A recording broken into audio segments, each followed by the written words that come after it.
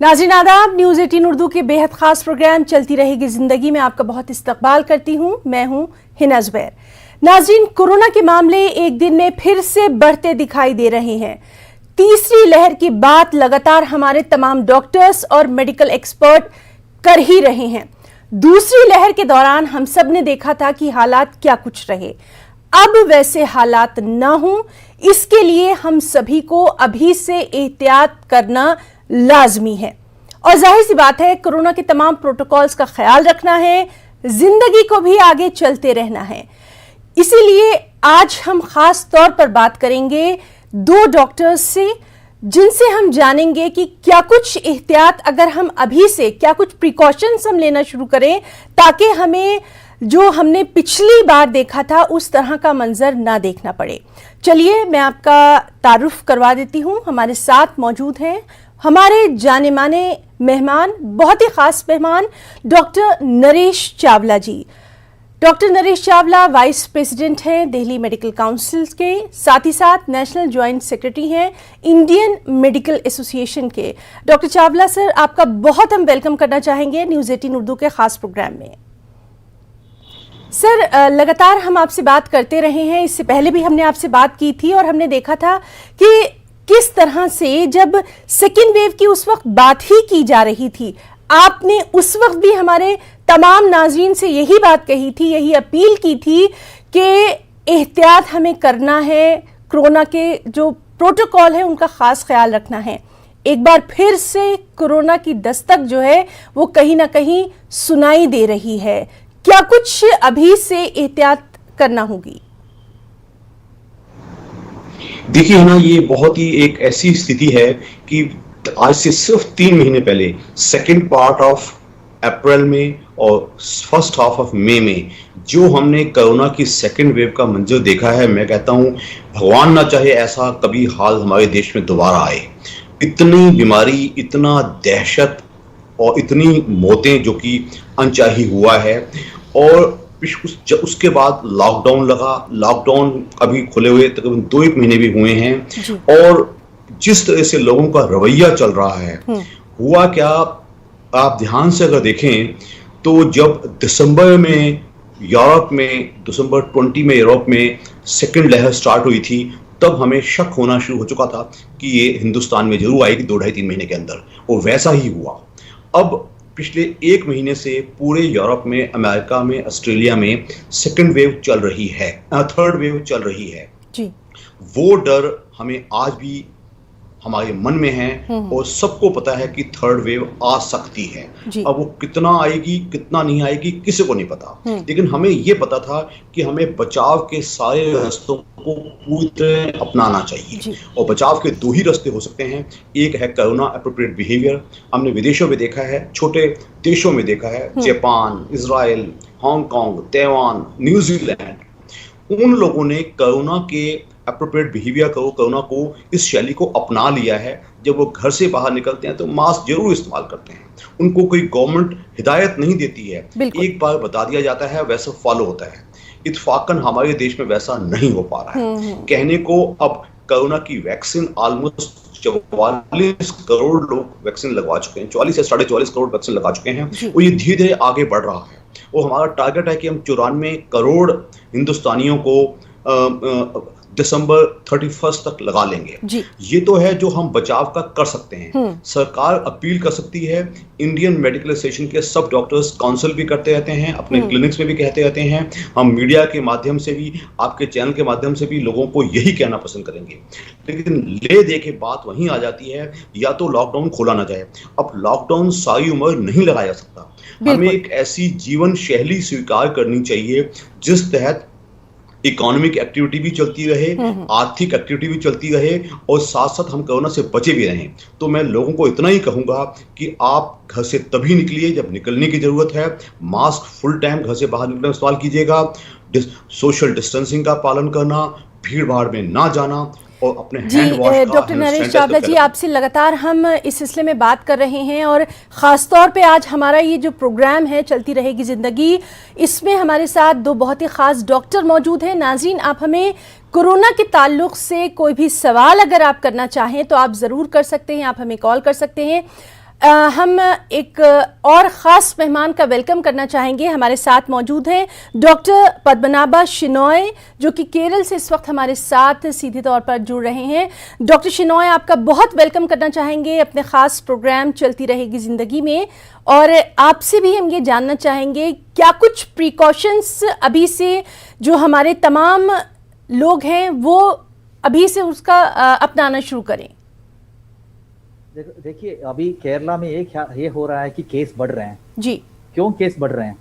दो चीजों की वजह से हो रहे हैं कि इंडिया का सीरो सर्वे आईसीएमआर ने उसका रिजल्ट बाहर आए हुए हैं। हमने देखा था कि उसमें देखो सीरो सर्वे में लेस देन 50% ही केरला में सीरो पॉजिटिविटी है, नहीं एंटीबॉडी है। उसका मतलब ये है कि फर्स्ट और सेकेंड वेव में बहुत कम लोगों को बीमारी हुई थी यहाँ पे, इसलिए बहुत लोगों को अभी बीमारी आने के लिए बाकी है, नहीं तो बीमारी के लिए रेजिस्टेंस नहीं है। इसलिए केरला में ऐसा हो रहा है। लास्ट वीक क्या हुआ, त्योहार के टाइम पे बहुत रिलैक्सेशन दिए गए थे, उसकी वजह से बहुत भीड़ भाड़ हुई। उस भीड़ भाड़ की वजह से क्या हुआ, टेस्ट पॉजिटिविटी रेट बढ़ना शुरू हो गया और केसेस जो है 20-25 हजार के करीब बढ़ते जा रहे हैं। उसका मतलब क्या है, एक छोटी सी एक मिस्टेक हमसे हो गई, होने के बावजूद इतना ज्यादा केसेस बढ़ रहे हैं कम्युनिटी में और थर्ड वेव की तरफ और बढ़ रहे हैं। तो मतलब यही है कि एक भी मिस्टेक, छोटी सी भी मिस्टेक वायरस के साथ कर दिया, वायरस बढ़ना शुरू कर देगा और वायरस बढ़ने के बाद उसको रोकना बहुत बहुत मुश्किल है। बहुत बहुत महंगा पड़ सकता है ये मिस्टेक। जी सर, आपसे भी लगातार हमारी बातचीत जारी रहेगी। हमारे साथ डॉक्टर नरेश चावला जी भी मौजूद हैं। नरेश सर, आपसे हम जानना चाहेंगे, आपने बात कई बार की है विनिंग फॉर्मूला की, यानी हमने सेकेंड वेव में देखा था कि कितने भयंकर हालात थे हमारे कंट्री में, हमारे मुल्क में। अब उस तरह के हालात ना हो, प्रोटोकॉल का तो हमें खास ख्याल रखना ही है, साथ ही एक बार फिर से जो इम्यूनिटी की तरफ लोग कहीं ना कहीं थोड़े से लापरवाह होने लगे थे अपनी इम्यूनिटी को लेकर, उसके लिए भी क्या कुछ आप उन्हें सजेशन देना चाहेंगे? देखिए हिना, इसके लिए स्पष्ट कहा जाएगा, देखो किसी भी बीमारी को होने के लिए दो ही चीजें होती हैं, एक कीटाणु यानी कि कोरोना वायरस, दूसरा एक आदमी के शरीर में कितनी इम्यूनिटी है।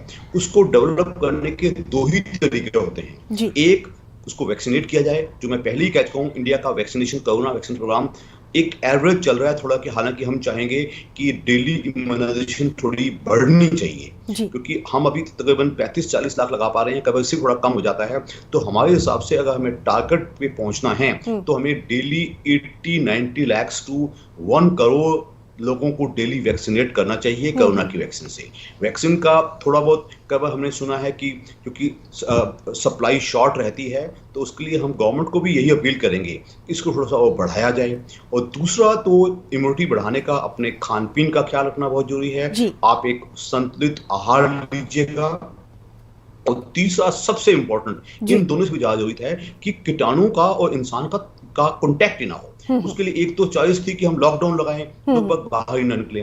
वो लॉकडाउन बार बार नहीं लगाए जा सकते, क्योंकि लॉकडाउन से देश की आर्थिक स्थिति में बहुत नुकसान होता है। तो इसलिए लोगों को एक ही आग्रह है, जैसे विदेशों ने, लोगों ने इसको स्वीकार कर लिया है कि हमें कोरोना प्रोटोकॉल या कोरोना नॉर्म्स को हमेशा फॉलो करना है। तो इंसान ये सिर्फ एक को नहीं, जब तक सारे लोग इकट्ठे नहीं करेंगे, अगर कुछ लोग करते हैं कुछ नहीं करते तो सबको नुकसान होता है। तो मेरा आपके दर्शकों को यही आग्रह है कि सब लोग ऐसे रहें।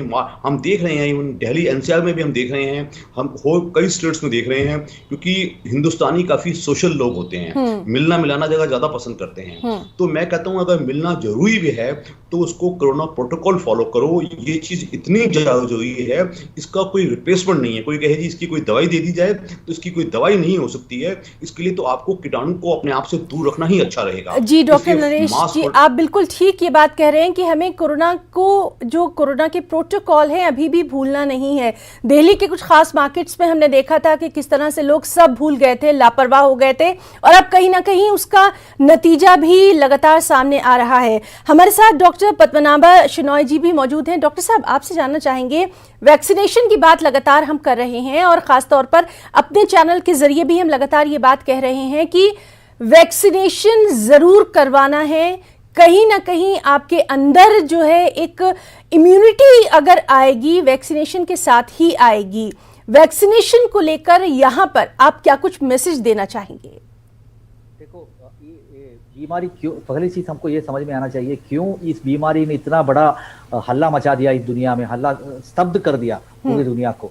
तो हमको ये समझ में आना क्यों हुआ, क्योंकि चिकन पॉक्स है, मीसिल्स है, ऐसे वायरस के सब आ जाता है कम्युनिटी में। तो बहुत लोग ऐसे होते हैं जिसने इस वायरस को इसके पहले देखा हुआ हो और उसकी इम्यूनिटी हो, लेकिन ये कोविड को इसलिए फैल गया क्योंकि किसी के पास इसके अगेंस्ट इम्यूनिटी नहीं थी। 600 करोड़ जो भी लोग हैं उसको कोई इसके बाद कोई इम्यूनिटी ही नहीं थी।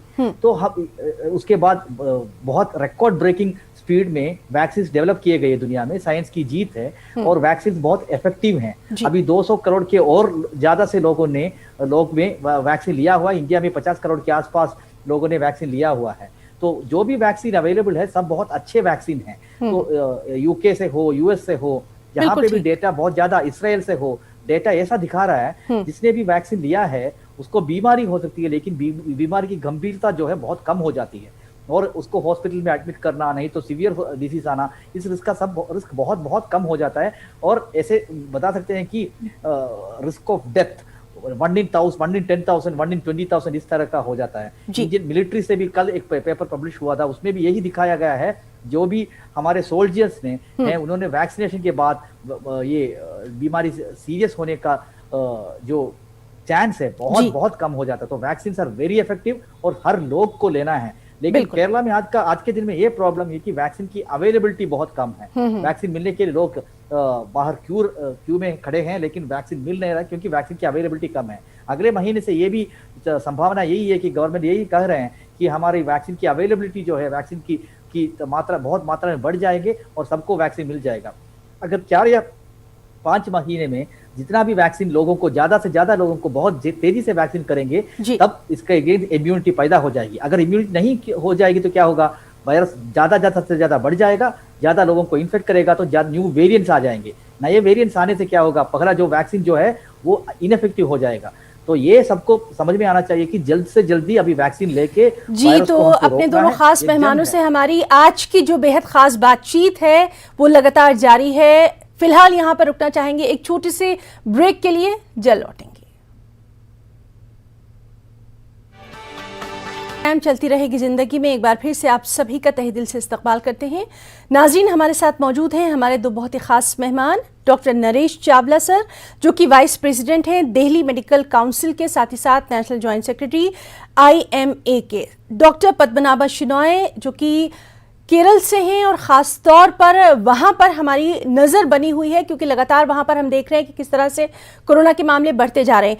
डॉक्टर नरेश चावला सर, आपसे हम जानना चाहेंगे, क्योंकि मानसून का मौसम है, बरसात का मौसम है, ऐसे में सर्दी बुखार इस तरह की वायरल जो बीमारियां हैं वो भी कहीं ना कहीं उभरने लगती हैं। एक और ख़ास बात, चूँकि आप इस फील्ड में इतने अरसे से रहे हैं, आपने भी देखा होगा अक्सर लोग सेल्फ मेडिकेशन करने लगते हैं, खुद दवाएं लेने लगते हैं। जब मामला बहुत ज़्यादा बिगड़ जाता है तब वो डॉक्टर से कंसल्ट करते हैं। कहीं ना कहीं कोरोना को देखते हुए अब उन्हें इस तरह की बदएहतियाती नहीं करनी है। बिल्कुल ठीक कहा आपने। ये सच्चाई है कि मानसून आ चुका है और अच्छी खासी दूसरी बीमारियां जिसमें वायरल फीवर या इन्फ्लुएंजा या फ्लू भी आ सकता है, मच्छर वाली बीमारियां जिसमें कि मलेरिया, डेंगू, चिकनगुनिया और जो असद ना सफाई वाली बीमारियां, कॉलरा, टाइफाइड वगैरह भी बाकायदा ना केवल आ सकती हैं, मैं कहूंगा दिल्ली NCR में तो इस समय थोड़ा हम वायरल फ्लू देख भी रहे हैं। जहां तक आपने सेल्फ मेडिकेशन की बात की, विदेशों में क्या होता है कि जो दवाइयां आप खुद ले सकते हैं ओवर द काउंटर, वो दवाइयां अलग होती हैं और डॉक्टर प्रिस्क्रिप्शन ड्रग्स अलग होती हैं। But in India it is a free for all, आप केमिस्ट से कुछ भी अपने आप ले सकते हैं। तो मैं आपके दर्शकों को ये हिदायत देना पसंद करूंगा कि ओनली पैरासिटामोल एक टैबलेट है जो इंसान आसानी से ले सकता है, वो कोई कफ सिरप भी आप अपनी मर्जी से ले सकते हैं। उसके ऊपर जो एंटीबायोटिक्स हैं या कोई दूसरे पेन रिलीवर्स हैं वो कभी भी सेल्फ मेडिकेट नहीं करना चाहिए। उससे बीमारी का वक्त छुपती है और जब पेशेंट जब बिगड़ के डॉक्टर पास पहुंचता है तो डॉक्टर उसको कंट्रोल नहीं कर पाता। तो only you should watch for maximum एक आधा दिन देखना चाहिए। और पैरासिटामोल आपको लेने में कोई कोई ऐसी हमारी इंस्ट्रक्शन की जरूरत नहीं है। आप पैरासिटामोल या क्रोसिन टैबलेट अपने आप, डोलो टैबलेट अपने आप ले सकते हैं। इसके अलावा फालतू की दवाइयां मैंने अक्सर देखा है कि लोग डॉक्टर के पास एंटीबायोटिक खा के पहुंचते हैं, उससे थोड़ा कंफ्यूजन होता है और डॉक्टर को डायग्नोसिस करने में भी तकलीफ आती है। वो कई बार बीमारी पकड़ से आगे चली जाती है। तो लोगों को ऐसा सेल्फ मेडिकेशन नहीं करना चाहिए। अपने आप से वो पानी ज्यादा पीवें, वो गार्गल, सलाइन वाटर गार्गल्स गले के लिए कर सकते हैं, वो स्टीम इनहेलेशन ले सकते हैं, और पैरासिटामोल और कोई कफ सिरप, इसके ऊपर की सब दवाइयां मेरे हिसाब से सिर्फ डॉक्टर के प्रिस्क्रिप्शन से मिलनी चाहिए और लोगों को अपनी मर्जी से सेल्फ मेडिकेट नहीं करना चाहिए। जी सर, बिल्कुल ठीक आपने कहा। और डॉक्टर शेनॉय, हम आपसे जानना चाहेंगे, चूंकि थर्ड वेव की बात होते ही लगातार ये बात कही जा रही थी कि बच्चों के लिए कहीं ना कहीं थर्ड वेव जो है वो खतरा बन सकती है। अब जो बच्चे हैं वो अपनी जो तकलीफ है, अपनी परेशानी नहीं बोल पाते हैं जिस तरह से हम बड़े बोल सकते हैं। बच्चों के लिए पेरेंट्स उनके क्या कुछ खास प्रिकॉशंस अभी से लेना शुरू करें? नहीं, देखिए, यही चीज है कि जब स्कूल रीओपन करते हैं तभी बच्चों को बीमारी आने की संभावना है। वो सबको हमको पता है, क्योंकि मास्क रहना स्कूल में मुश्किल है, सोशल डिस्टेंसिंग करना मुश्किल है। तो इस तरह की चीज़ों से यही देखा गया है कि यूके में भी, यूएस में भी बच्चों को, और अभी इंडोनेशिया से भी डेटा यही दिखा रहा है कि बच्चों को बीमारी ज़्यादा से ज़्यादा आ रही है। और थर्ड वेव में इंडिया की बात जब करते हैं तो हमको ये समझ में आएगा कि सबसे लास्ट वैक्सीन किसको मिलेगा? बच्चों को मिलेगा। क्यों मिलेगा? बच्चों को इस बीमारी आने के बाद सिक होने का, नहीं तो हॉस्पिटल एडमिट करने का या मौत होने का रिस्क बहुत बहुत कम है, इसलिए उनको वैक्सीन सबसे लास्ट में मिलेगा। तो ऐसे आज बहुत एंग्जाइटी की कोई बात नहीं है। बच्चों को बहुत बड़ी बीमारी आएगी, बड़ी नंबर में बीमारी आएगी, ऐसा कुछ नहीं होने का संभावना बहुत कम है, क्योंकि यूके से भी यही डेटा दिखाया गया है। जब 1000 बच्चों को आता है, 1 या 2 को हॉस्पिटल में एडमिट करने की संभावना हो सकती है, वो भी बहुत रिस्क बहुत कम है। लेकिन हमको ये समझ में आना चाहिए कि 1 या 2 हफ्ते में, 1 या 2 महीने में इंडिया में बच्चों का वैक्सीन भी डेवलप हो रहा है। साइडस का वैक्सीन है, नहीं तो ये कोवैक्सीन है, उसका भी ट्रायल्स चल रहे हैं। और हम ये एक्सपेक्ट कर रहे हैं कि 1 या 2 महीने में बच्चों को भी वैक्सीन आ सकता है। और बच्चों को ये सिखाना है, स्पेशली जो 5 साल या 6 साल से उम्र से ज्यादा है, उनको ये सिखाना है कैसे मास्क पहनना है, स्कूलों में जाके क्या क्या इटिक्विटी फॉलो करनी है, आपको क्या चीज करना है, क्या चीज नहीं करना है, ये चीजों पे ध्यान रखना चाहिए। और अभी से हमको उनको ट्रेनिंग देना चाहिए। नहीं तो क्या होगा, घर में मास्क रखते नहीं है और स्कूल में जाने के बाद मास्क रखते नहीं है, तो क्या होगा, वहां पे एक स्प्रेड होने की संभावना है और वहां पे सुपर स्प्रेडिंग इवेंट्स आ सकते हैं और स्कूल से बच्चे बीमारी लेके घर आ जाएंगे और घर में बड़े लोगों को उसको उनसे मिल जाएगा और इस तरह का एक बड़ा थर्ड वेव होने की संभावना है। तो बच्चे के बाद ये सिखाना बहुत जरूरी है कि एक, आपको सबको वैक्सीन दिलवाना है जब भी गवर्नमेंट ऑफ इंडिया वैक्सीन देता है, और दूसरा चीज ये है सब उनको मास्क पहनना और कोरोना का खिलाफ जो भी है प्रतिरोध का हमारा जो भी मार्ग है उसके बारे में भी उनको सिखाना बहुत जरूरी है।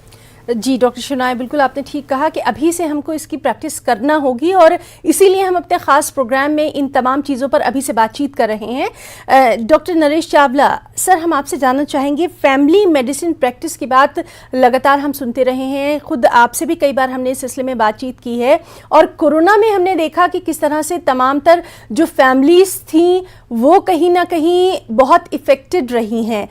अब क्या कुछ प्रिकॉशंस वो अभी से लेना शुरू करें, किस तरह की वो खास एहतियात रखें, क्योंकि कोरोना में हमें न सिर्फ फिजिकल बल्कि हमें मेंटल और इमोशनल भी बहुत ज़्यादा मजबूत रहने की ज़रूरत है। हिना, ये बात सच है कि जब दूसरी वेव का जिसने एक बार अच्छी से देख ली है वो पहले से ज़्यादा समझदार हो गया है, और तीसरी वेव जिसका कि खतरा बाकायदा है, कई बार लगता है कि तीसरी वेव इतनी नहीं आएगी, लेकिन हमें एहतियात में कोई कमी नहीं छोड़नी चाहिए। जहाँ तक बच्चों के एहतियात के लिए भी हमें इतना करना चाहिए कि बच्चों के लिए भी आजकल पूरे इंडिया में हर डिस्ट्रिक्ट में, हर स्टेट्स में एक डॉक्टर्स को ट्रेन किया जा रहा है, पैरामेडिकल स्टाफ को भी ट्रेन किया जा रहा है, वो सब लोग मिल के कोऑर्डिनेट करेंगे तब काम बनेगा। जहाँ तक ये बात बिल्कुल सच है कि बड़ों को टैकल करना, एडल्ट्स को टैकल करना, फिर भी किसी भी डॉक्टर के लिए कुछ कर सकते हैं, लेकिन बच्चों को टैकल करने के लिए और बच्चों में सिम्टम्स ऐसे आते हैं पता ही नहीं चलेगा कि इसको कोविड-19 हो रहा है या वायरल हो रहा है या क्या सिम्टम आ गए हैं। आपने ठीक सवाल पूछा था डॉक्टर शेनॉय से कि बच्चा तो बता ही नहीं पाएगा बच्चे को क्या हो रहा है, तो दैट मींस कि बच्चे को सिंपल बुखार होता है, सिंपल खांसी होता है, बच्चा लिस्टलेस हो जाता है, बच्चा दूध पीना बंद कर देता है, बच्चा खाना बंद कर देता है, बच्चे का सांस फूलना शुरू हो जाता है। तो सब ये ऐसे सिम्टम्स हैं जो कि बहुत ही एम्बिगुअस सिम्टम्स होते हैं, उनको पकड़ना जरूरी होती है। जहां तक आपने कहा फैमिली मेडिसिन में वो पूरे परिवार को कैसे टैकल किया जाए। तो उसका आज भी मैं कहूँगा दूसरी लहर में कुछ भी होता रहा हो, दहशत बहुत ज़्यादा हो गई थी। लोग बागों ने अपना होर्डिंग शुरू कर ली एसेंशियल ड्रग्स की, ऑक्सीजन सिलेंडर्स की। ये सब गलत है। आज भी अगर मुझसे कोई पूछे तो 90% ऑफ कोविड-19 के केसेस बड़े आराम से होम आइसोलेशन में आपके फैमिली मेडिसिन स्पेशलिस्ट या फैमिली फिजिशियन से या फिजिशियन से आसानी से आप टच में रहिएगा, उसकी हिदायतें फॉलो कीजिएगा, तो आप घर में बैठ के आसानी से ठीक हो सकते हैं। होता क्या है कि जब पैनिकीनेस आती है तो सब लोग डरना शुरू कर देते हैं, कहीं मुझे कुछ हो ना जाए, मुझे आईसीयू का बेड मिलेगा नहीं मिलेगा, वो पहले से ही जाके एडमिट होने की कोशिश करते हैं। तो ये सब हम चाहते हैं कि तीसरी वे में हम लोगों को मेंटली प्रिपेयर्ड रहें और ये काम बड़ी आसानी से, क्योंकि आज भी पूरे हिंदुस्तान में, पूरे इंडिया में हमारे फैमिली फिजिशियंस का एक बहुत बड़ा नेटवर्क है। वो हर कोने में, हर गांव में, हर कस्बे में, हर शहर में फैले हुए हैं। तो अगर लोग बाग उनके टच में रहें और सेल्फ मेडिकेट ना रहें जी, तो डॉक्टर चावला आपसे हमारी बातचीत जारी रहेगी। इस वक्त हमारे कॉलर हमसे कुछ पूछना चाहते हैं, चलिए उनकी बात सुनते हैं। Hello hello hello hello hello हमारे साथ डॉक्टर साहब मौजूद हैं, आप कुछ पूछना चाहेंगे? अपना नाम बताइए। मेरा नाम मोहम्मद अजमत अली है जी, सवाल करिए। मेरा डिप्रेशन का शिकायत है मैडम। जी, बहुत शुक्रिया हमें कॉल करने के लिए। तो डॉक्टर चावला, डिप्रेशन की बात कर रहे हैं और ये कोई पहली बार नहीं है जो हम ये सुन रहे हैं। कोरोना की जब भी बात हो रही है, पहले दिन से हम देखते रहे हैं, आप भी इस बात को लगातार देख रहे होंगे कि कहीं ना कहीं डिप्रेशन की बात बहुत ज़्यादा आ रही है। इसके लिए क्या कुछ खास आप इस वक्त कहना चाहेंगे हमारे तमाम नाज़रीन से? यस, ये सवाल बड़ा अच्छा आया है। हमने देखा है डिप्रेशन या एंजाइटी या मानसिक बेचैनी बहुत कॉमनली पाई जा रही है, क्योंकि लॉकडाउन पिछले 1 साल में 2 बार इंडिया में लगा है। लोग बागों को 2-2, ढाई-ढाई महीने काम पे, घर पे बैठना पड़ जाता है। उससे कमाई का साधन भी खत्म हो जाते हैं और कमरे में बैठ के अपनी दीवारों को देख देख के इंसान और नेगेटिव हो जाते हैं। तो जनाब, मेरी आपको एक ही सुझाव है कि आप घर के दूसरे लोगों से इंटरेक्ट कीजिएगा, अपने आप को थोड़ा घर में भी रहिएगा, थोड़ा व्यस्त रखिएगा और नेगेटिव सोच ना करके अपने आप को पॉजिटिव सोचिएगा कि यस, कोरोना की लहर आई थी और मैं दूसरी लहर से बच गया हूँ, अब मैं सेफ हूँ भगवान की दया से, और इसलिए मुझे अब कोशिश करनी चाहिए कि और पॉजिटिव होना चाहिए। और इसके बाद अगर आपको कोरोना के अलावा भी कोई डिप्रेशन ज़्यादा होता है तो आप अपने फिजिशियन के टच में रहिए, वो आपको अच्छा सुझाव देंगे। लेकिन पूरे देशवासियों के लिए मैं इतना ही कहूँगा कि ये जो बूढ़े लोग हैं, वो चाहे घर में बैठे हैं 3-3 महीनों से, 6-6 महीनों से बाहर नहीं निकले, लोग बागों को इतने दिन छुट्टियां नहीं मना पाए, तो वगैरह वगैरह, अभी भी हम 2-3 महीने नहीं गए पाएंगे, तो हम इतना ही कहेंगे हमारे लिए इस टाइम जान ज़्यादा जरूरी है। जी बिल्कुल, और इसीलिए हम यहाँ पर ख़ास तौर पर इस बात को अपने तमाम नाज़रीन के सामने रख रहे हैं। डॉक्टर शिनॉय, आपसे भी बहुत जल्दी हम जानना चाहेंगे, डिप्रेशन की बात लगातार सामने आती रही है, क्या कुछ इसके लिए आप यहाँ पर एडवाइस देना चाहेंगे? नहीं, जैसे डॉक्टर चावला ने बोला था, यही है कि क्यों डिप्रेशन होता है कि हमको लगता है कि ज़िंदगी में हमारा 1 साल में क्या किया, हमने कुछ नहीं किया, मेरे को जीना मुश्किल है, हम उससे फ्रेंड से नहीं मिलते हैं, बाहर नहीं जाते हैं, घर ही बैठते रहते हैं। और घर में ऐसा होता है कि एक आदमी डिप्रेशन में होता है तो लड़ाई हो जाती है जल्दी से जल्दी। तो मेरे को यही बताना है कि देखो, वैक्सीन आ गए हैं, अब ये 3 या 4 या 5 महीने में हम ये लोग इससे बाहर आने वाले हैं। लॉकडाउन खत्म ऑलमोस्ट होने वाला, इंडिया का देखो 80% ऑफ द जगह में लॉकडाउन कम हो गया है। जो भी हमारी दिक्कतें हैं, हम जो टाइम से गुजर रहे हैं, वो सबसे गंदा टाइम है। 100 साल में सबसे एक ही बार होने वाला एक चीज़ होती है महामारी। तो इस महामारी हमारे टाइम पे आ गई, वो मुश्किल की बात है, लेकिन ये हमको समझना चाहिए कि ये हम इससे बाहर आने वाले हैं, तुरंत बाहर आने वाले हैं। अपने दोनों खास मेहमानों का, उनका इतना कीमती वक्त हमारे तमाम नाज़रीन को देने के लिए बहुत बहुत मैं तमाम न्यूज़ 18 उर्दू की टीम की तरफ से आप दोनों का बहुत शुक्रिया अदा करना चाहूँगी, और आपसे लगातार हम आगे भी इस तरह से बातचीत जारी रखेंगे। आज के प्रोग्राम चलती रहेगी ज़िंदगी में फ़िलहाल इतना ही। आदाब।